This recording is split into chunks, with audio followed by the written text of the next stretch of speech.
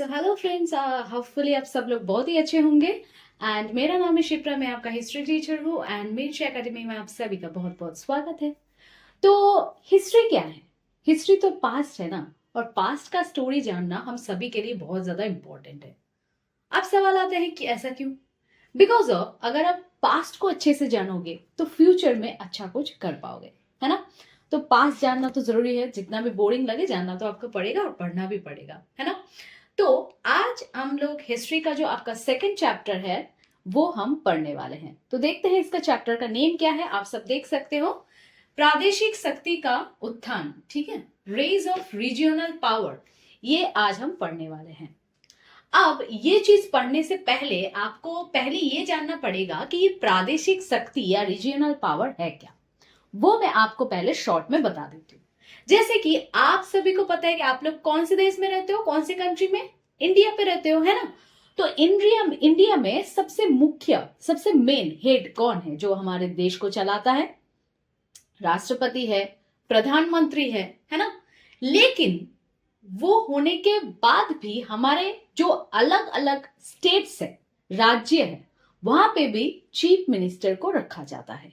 क्यों? क्योंकि वो चीफ मिनिस्टर का काम होता है उनका जो इलाका है, उनका जो स्टेट है, उसको शासन करना, ठीक है।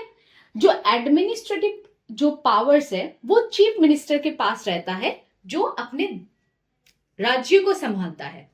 और जो सारे राज्य है उसको अगर हम एक साथ जोड़ दे तो उसको संभालते हैं कौन? राष्ट्रपति और प्रधानमंत्री, और भी सारे डिविजन्स होते हैं। तो ये जो एक एक राज्य का अलग अलग चीफ मिनिस्टर होते हैं, इनको अगर हम प्रदेश मान ले तो इस प्रदेश का जो शासक है उसका उत्थान हुआ था कब और कैसे, वो आज हम इस चैप्टर में जानने वाले हैं, ठीक है। तो ये जो हमारा अभी का जो सिस्टम है वो आज से नहीं, इतिहास के टाइम से, मतलब मुगल युग से अगर देखें तो चल रहा है। मतलब अंग्रेज लोग हमारे देश पे आने से पहले से ये सिस्टम चल रहा है। और वो सिस्टम कैसा था, कैसे ये काम करता था, वो सब हम इस चैप्टर में जानेंगे। जैसे कि हम लोगों को ये भी पता है कि पलाशी का युद्ध हुआ था। कब हुआ था? 1757 को। ये नोट करके रखना, ठीक है ना। तो 17 आप देख सकते हो कि 1757 को हुआ था द बैटल ऑफ पलाशी। पलाशी का युद्ध हुआ था। किसके बीच में हुआ था? वो हुआ था उस टाइम का जो बंगाल का जो नवाब था सिराजुद्दौला, उनके साथ हुआ था। ब्रिटिश ईस्ट इंडिया कंपनी बोले तो अंग्रेज लोगों के साथ हुआ था। एंड हम सभी को पता है कि उस टाइम पे गद्दारी किए थे उनका खुद का जो सेनापति था उस टाइम का, मिर्जाफर, उन्होंने। एंड इस वजह से क्या हुआ कि पलाशी के युद्ध में सिराजुद्दौला जो है पराजित हो गए, हार गए। और इस वजह से क्या हुआ हम सभी को पता है। उसके बाद क्या हुआ, उसके बाद की कहानी तो सबको पता है। उसके बाद क्या हुआ कि अंग्रेज जो लोग थे, ब्रिटिश जो लोग थे, वो लोग क्या हुआ, हमारे इंडिया के ऊपर धीरे धीरे अपना शासन शुरू करने लगा।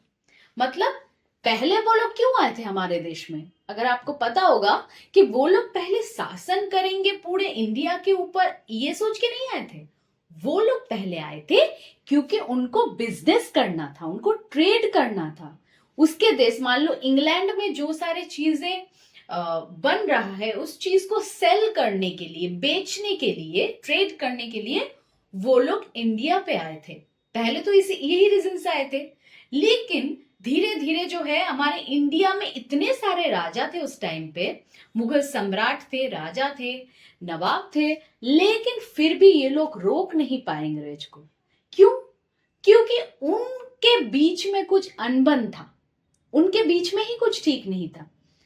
धीरे धीरे क्या हुआ, वो सारे साम्राज्य, जो भी शासन था इंडिया में, वो सब धीरे धीरे बहुत वीक होता गया। और इसका फायदा उठाते हुए अंग्रेज लोग ने अपना चाल चलना शुरू किया।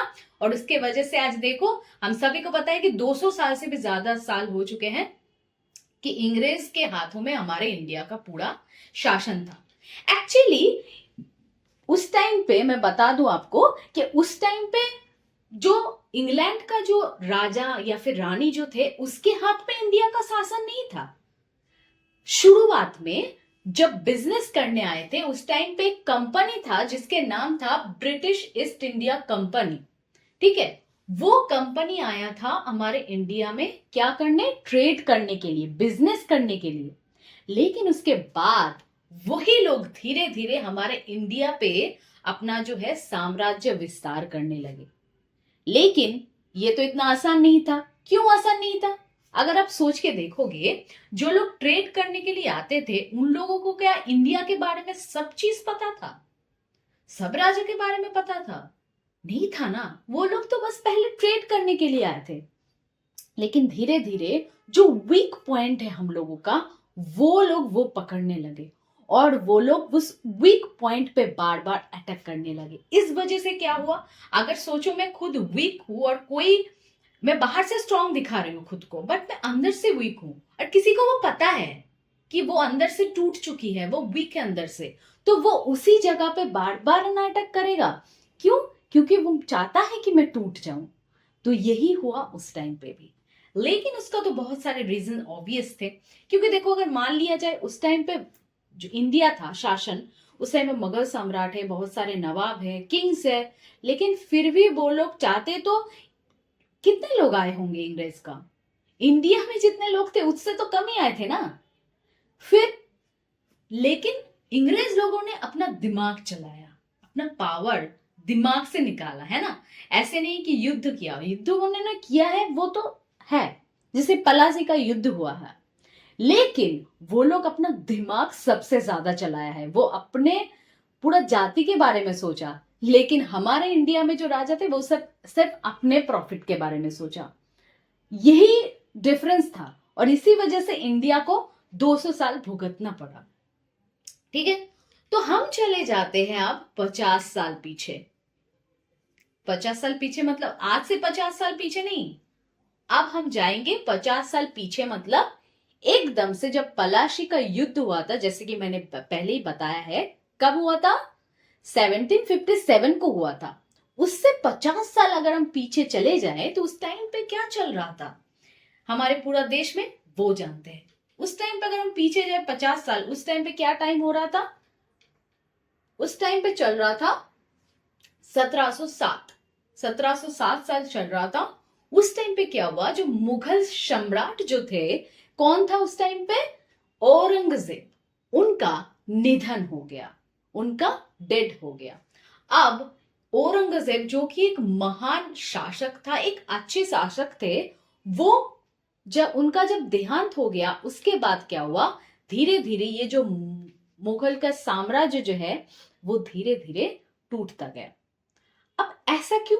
मतलब एक इंसान के ऊपर थोड़ी पूरा साम्राज्य टिका हुआ होता है, मतलब अलग और भी चीज होती है, और भी लोग होते हैं। लेकिन ऐसा क्या हुआ कि औरंगजेब के बाद उसके नेक्स्ट 50 साल के अंदर पूरा मुगल जो साम्राज्य है वही टूट गया?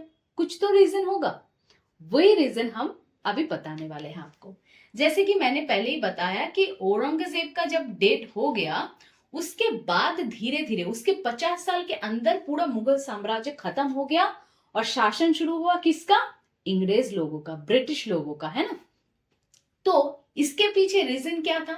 पहला रीजन था ये कि औरंगजेब के बाद अच्छा कोई शासक नहीं मिल रहा था जो इस मुगल साम्राज्य को अपने हाथ में कर पाए। जैसे कि सोचो, मैं अगर बताऊं कि आपके दादाजी का एक बहुत अच्छा बिजनेस चल रहा है, ठीक है। दादाजी के बाद आपके पापा ने वो बिजनेस संभाला। उसके बाद आपका जब बारी आई तो आपका बिजनेस का कुछ इतना नॉलेज नहीं है, तो क्या होगा, धीरे धीरे वो बिजनेस खत्म हो जाएगा। सिंपल सी बात है, जाहिर सी बात है। और यही हुआ इन लोगों के साथ। देखो, अगर मान ले कि औरंगजेब बहुत अच्छे शासक थे, वो अच्छे से कर रहे थे, लेकिन उसका नेक्स्ट जो जेनरेशन था ना, वो लोग इतना अच्छा नहीं थे। ठीक है, और भी बहुत सारा रीजन है, लेकिन पहला रीजन तो यही है कि इसका जो नेक्स्ट जेनरेशन था, उत्तराधिकारी जिसको बोलते हैं, वो इतना अच्छा नहीं थे और वो इस शासन को अच्छे से नहीं रख पाए। ठीक है, तो ये एक रीजन था इनका टूटने का, मुगल साम्राज्य का खत्म होने का। और भी एक रीजन जान लेते हैं। तो ये तो इसके वजह से टूटा है। उसके बाद क्या हुआ, हर एक देश का जो है मिलिट्री पावर बहुत ज्यादा स्ट्रांग होना चाहिए। जैसे कि आपको पता है इंडिया में रहते हैं, इंडिया का मिलिट्री पावर कौन है, मतलब आर्मी में जो लोग रहते हैं, सेना में, पुलिस में जो लोग रहते हैं, ये लोग हैं। मान लो अगर तुम्हारे कुछ इलाका में एक दंगा हो जाए तो कौन रोकने आएगा, ऑब्वियसली पुलिस रोकने आएगा। और मान लो हमारे आसपास का जो देश है, मतलब पाकिस्तान हो, चाहे वो चाइना हो, चाहे वो बांग्लादेश हो, और भी हो सकता है, वो लोग हमारे देश इंडिया के ऊपर अगर अटैक कर दे तो क्या होगा, हमारे जो आर्मी है, जो सेना है, वही लोग प्रोटेक्ट करेंगे हम लोगों को। तो वो हो गया मिलिट्री पावर। ठीक है, तो हर देश का मिलिट्री पावर बहुत ज्यादा स्ट्रांग होना चाहिए। अगर मिलिट्री पावर स्ट्रांग है तो क्या होगा कि कुछ भी हो जाए, कोई भी अटैक कर ले, हम उसको प्रोटेक्ट तो कर सकते हैं, कोशिश तो कर सकते हैं।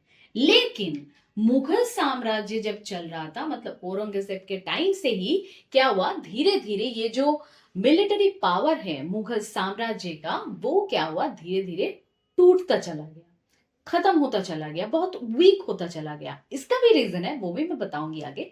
लेकिन मैं बस ये बता दूं कि औरंगजेब के टाइम से क्या हुआ कि उनका जो मिलिट्री पावर था वो बहुत ज्यादा वीक होता गया। अब क्या हुआ, उस टाइम पे क्या हुआ, जो मुगल सम्राट, मान लो कोई भी मुगल सम्राट है, उनके ऊपर क्या हुआ, आसपास का देश का जो राजा है वो लोग अटैक करने लगे, एक के बाद एक अटैक आने लगा। क्योंकि देखो, जो है दिल्ली का शासन सबको चाहिए होता है, दिल्ली मेन पॉइंट था उसका, मेन था कौन, मुगल सम्राट। अब सबको ही चाहेगा ना कि दिल्ली में अगर मैं एक बार मुगल सम्राट को हरा दूं तो दिल्ली का शासन, पूरा देश का शासन मेरे हाथ में आ जाएगा, सिर्फ मेरा एरिया का नहीं, पूरा देश का शासन मेरे हाथ में आ जाएगा। तो ये तो कोई भी राजा, कोई भी नवाब करना चाहेगा, यही तो हुआ। इस वजह से क्या हुआ, बार बार कंटिन्यूअसली दूसरे देश का राजा, नवाब, सब लोग मिलके मुगल सम्राट के ऊपर अटैक करने लग गए एक के बाद एक। जैसे कि आप सभी को पता है, जैसे कि अभी तो ऐसा कुछ सिस्टम है नहीं, लेकिन पहले क्या होता था, मतलब अंग्रेज लोग आने से पहले जब हमारे देश में राजा लोग थे, तो क्या होता था कि हर कोई चाहता था अपने साम्राज्य विस्तार हो, और इसलिए वो लोग क्या करते थे, दूसरे देश में, दूसरे राज्य में अटैक कर देते थे, और जो जीत गया वो जगह उनका हो जाता था। तो दिल्ली का जो साम्राज्य, दिल्ली का जो सिंहासन, वो सबको चाहिए था, क्योंकि दिल्ली का शासन अगर उनके हाथ में आ जाए तो पूरा देश उनके हाथ में आ जाएगा। तो इस वजह से एक के बाद एक अटैक होता गया, और इस वजह से धीरे धीरे क्या हुआ, ये हारने लग गए, पराजित होने लग गए। सिर्फ यही वजह नहीं था, मतलब ये तो हार रहे थे ही, इसके साथ साथ ये वीक भी हो रहे थे, और इसके साथ और भी बहुत सारे रीजंस है। जैसे कि मैं एक बता दूं आपको, उस टाइम का मराठा का राजा जो थे, जिनका नाम था Shivaji, king of Marathas, king of the Marathas, ठीक है। तो उनको जो जो मेन था, उनका नाम है शिवाजी, वो तो आपको सभी को पता है। इसी का वेट कर रहा था कि कब ये अटैक होगा, ये वीक होता चला जाएगा तो मैं दिल्ली में अटैक कर दूंगा, तो क्या होगा, दिल्ली मेरे हाथ में आ जाएगा, दिल्ली का सिंहासन सबको चाहिए है। तो इस वजह से शिवाजी ने भी क्या किया, दिल्ली पर अटैक किया, मतलब मुगल सम्राट के ऊपर अटैक किया। तो इसमें क्या हुआ, इसमें अभी देखा गया कि धीरे धीरे मुगल साम्राज्य जो है टूट रहा है। और भी अगर मैं राजा की बात करूं, जैसे कि नादिर शाह के बारे में हम लोगों को पता है, ये बहुत ही दुष्ट राजा थे, और इनका दिमाग में बस एक ही चलता था कि मुझे ये सब धन संपद जो है सब कुछ चाहिए, इनका राज्य तो चाहिए ही, उसके साथ साथ इनका जो भी संपत्ति है वो भी हमको चाहिए। जैसे कि हम सभी को पता है कि सबसे ज्यादा कीमती हीरा है कोहिनूर का, वो भी यही चुरा के ले गए थे इंडिया से, ठीक है ना। मतलब क्या है, इनके पास ले लिया था कोहिनूर। कोहिनूर हीरा का भी बहुत बड़ा एक स्टोरी है, वो तो अभी जो भी है बाहर चला गया है इंग्लैंड में। तो मतलब इनका हर एक राजा का एक सिस्टम होता था, किसी को चाहिए था साम्राज्य विस्तार, किसी को चाहिए था लूटपाट करना, संपत्ति के ऊपर नजर था, ऐसे तो चल रहा था। तो इस वजह से क्या हुआ, एक के बाद एक अटैक जब हमारे दिल्ली पे चल रहा है, दिल्ली इस लोकेशन पे है इंडिया का, ठीक है, आप देख सकते हो, इस ये दिल्ली के ऊपर क्या हुआ, धीरे धीरे एक के बाद एक अटैक होता चला गया, और धीरे धीरे दिल्ली टूटता चला गया और उसके साथ साथ उसका मुगल सम्राट का साम्राज्य भी टूटता चला गया। अभी क्या हुआ, इतना सारे रीजंस तो हम जान लिए, और एक रीजन भी जान लेते हैं, और भी रीजन है। देखो उस टाइम पे क्या होता था कि मुगल जो सम्राट थे वो लोग बहुत सारे सिस्टम चलाते थे, ठीक है, उस सिस्टम के थ्रू वो लोग अर्न करते थे। जैसे कि अभी भी आपको पता है जीएसटी के बारे में, वो हम लोगों को देना पड़ता है। अगर मेडिसिन भी आप ले रहे हैं तो सरकार को आपको एक टैक्स देना होता है, जिसको बोला जाता है जीएसटी बोला जाता है। वो तो रेस्टोरेंट में भी अभी लागू हो चुका है। तो क्या है कि ये जो मुगल सम्राट थे वो भी अपना अर्न तो होगा, नहीं तो कैसे चलेगा। तो इसके वजह से क्या करते थे, उन लोग कुछ सिस्टम चालू करते थे। उस टाइम का एक सिस्टम था जिसको बोला जाता है जागीरदार, ठीक है, जागीरदारी प्रणाली। क्या होता था ये सिस्टम, मैं आपको समझा देती हूँ। देखो पहले तो इस चीज को जान लो कि इसका मतलब होता है भूमि सरकार, ठीक है। अब भूमि सरकार का मतलब क्या है, देखो कृषक जो होते हैं उनको क्या होता है, उनको होता है खेत में काम करना होता है, फसल उगाना होता है। तो उनको ये जो जमीन वो लोग यूज कर रहे हैं उनके लिए एक टैक्स भरना पड़ता था सरकार को। अब देखो मुगल सम्राट जो है, इतने बड़े सम्राट है, उनके लिए अकेले का पॉसिबल है नहीं कि पूरा देश का जो है टैक्स वो कलेक्ट कर पाए। इस वजह से वो क्या होते थे, एक लोग को एक पर्सन को वो लोग रखते थे, जो क्या होता था, ये पीजेंट्स के पास जाते थे और जाके वो टैक्स जो होता है वो कलेक्ट करते थे और उसको भेज देते थे मुगल सम्राट के पास। ये उनका काम होता था। और ये जो प्रोसेस है इसको बोला जाता है जागीरदारी प्रोसेस, ठीक है। इसमें क्या होता है मैंने बता ही दिया आपको कि एक लोग होता है जो जिसको कौन अपॉइंट करता है, मुगल सम्राट अपॉइंट करते हैं, और उनका काम होता है कि उनका एक एरिया दिया जाता था, उस एरिया में जितना भी जमीन है उसका टैक्स वो कलेक्ट करते थे। फ्रॉम किससे, फ्रॉम पीजेंट्स, फार्मर्स लोग जो होते थे, कृषक लोग जो होते थे उनसे कलेक्ट करते थे। और क्या होता था, उसको मुगल सम्राट के पास भेजते थे। तो ऐसे मुगल सम्राट के पास जो है अपना पैसा आता था। तो इस चीज को बोला जाता है जागीरदारी सिस्टम जो चल रहा था। और भी एक सिस्टम था उस टाइम पे जिसको बोला जाता है मनसाबदारी क्राइसिस, मनसाबदारी प्रणाली जिसको बोला जाता है। अब ये सिस्टम क्या है, उस टाइम पे एक मनसाबदार होते थे। इनका काम क्या होता था कि जैसे कि मैंने पहले ही बताया कि जो है दिल्ली के जो सिंहासन के ऊपर बहुत लोगों का, बहुत राजा नवाबों का नजर था। तो वो लोग क्या करते थे, बार बार अटैक करते थे ताकि एक बार वो लोग जीत जाए तो दिल्ली उनके हाथ में आ जाए। लेकिन ऑब्वियसली कोई भी नहीं चाहेगा कि मेरा पूरा देश का शासन कोई आके ऐसे ही लेके चले जाए। और अगर एक ही सेना से, एक ही ग्रुप से बार बार युद्ध कराते रहे तो ऑब्वियसली वो तो वीक होगा ही। तो इस वजह से क्या होता था कि मुगल सम्राट एक मनसाबदार को रखते थे, जिसका काम क्या होता था कि अगर कोई युद्ध लगने वाला है, युद्ध शुरू होने वाला है, तो इनका काम होता था कि जो आर्मी, जो फोर्स लगेगा या फिर जो उसका और भी चीजें लगता है ना, सिर्फ फोर्स के साथ साथ जैसे कि हॉर्सेस भी लगते हैं, तो ये सारी चीजें ये मनसाबदार जो होते थे उनसे लेते थे। उसके बदले उसको कुछ पैसे भी देते थे। पैसे के बदले उनको मिलता था क्या, सेना मिलता था जो मुगल सम्राट के साइड से लड़ेगा, उसके साथ साथ हॉर्सेस और जो भी लगेगा, ठीक है। तो इस प्रथा को, इस जो प्रणाली, इसको बोला जाता था मनसाबदारी प्रथा। तो धीरे धीरे क्या हुआ, इसके बीच में भी कुछ गड़बड़ी दिखाई दी और इस वजह से एक नेगेटिव इफेक्ट पड़ा। किसके ऊपर पड़ा, ऑब्वियसली जो मुगल शासन था उसमें एक नेगेटिव इफेक्ट भी पड़ने लगा। अब इसके अंदर जो है प्रॉब्लम्स या गड़बड़ी जो दिखाई दी, वो क्यों दिखाई दी, उसका भी कुछ रीजन होगा। उसका भी एक रीजन है, चलो वो मैं आपको बता देती हूँ। उसका रीजन ये था, पहली बात तो चाहे वो मनसाबदार हो चाहे वो जागीर हो, उनका गवर्नमेंट से कोई लेना देना नहीं था। मतलब होता है ना कि उनका बस पैसे से मतलब है, हमारे देश में क्या चल रहा है, क्या कौन युद्ध करने आ रहा है, कौन लेके जा रहा है दिल्ली का शासन, उससे इन लोगों का तो कुछ फर्क नहीं पड़ रहा है।